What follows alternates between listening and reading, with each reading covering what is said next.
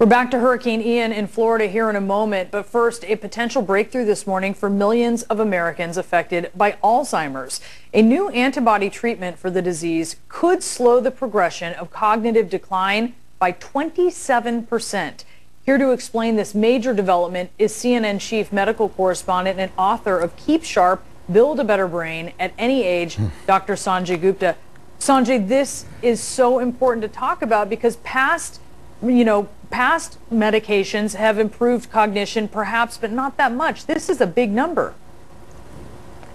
If this holds up, if this data holds up, and so far we've just heard from the manufacturers, the pharmaceutical companies themselves, but if it holds up, it could be a very big deal in the world of Alzheimer's, because as you say, there's not been a significant treatment that has had this degree of improvement in these patients really in a long time, if ever. So let me sort of talk you through this. It's a new drug. It's something that people have been watching for some time. Lecanemab is the name of the drug.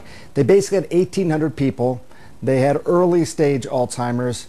Part of the group got this drug, the other group got placebo. And what they found after about 18 months, Brianna, was that there was a significant decline in overall cognitive worsening in the group that got the drug.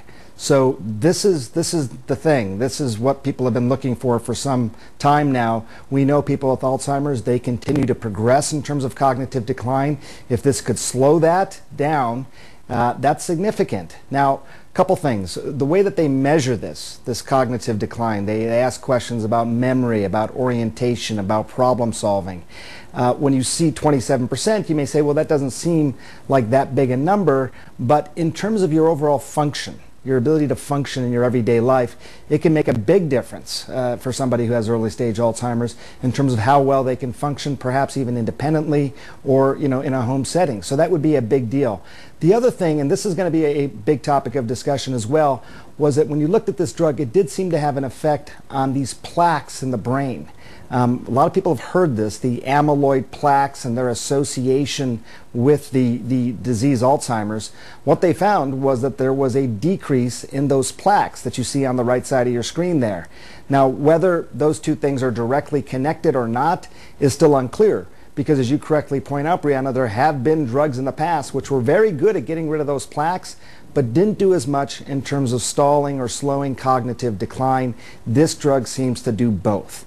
So again, it's early in terms of actually collecting this data. It hasn't been put in a journal yet. FDA has got to weigh in on this. It's now been put forward for accelerated approval, but it could be a very big deal if it all holds, Brianna. Yeah, I know we need more data, but let's hope that this is something to be very excited about. Sanjay, thank you for walking us through it. We have some more.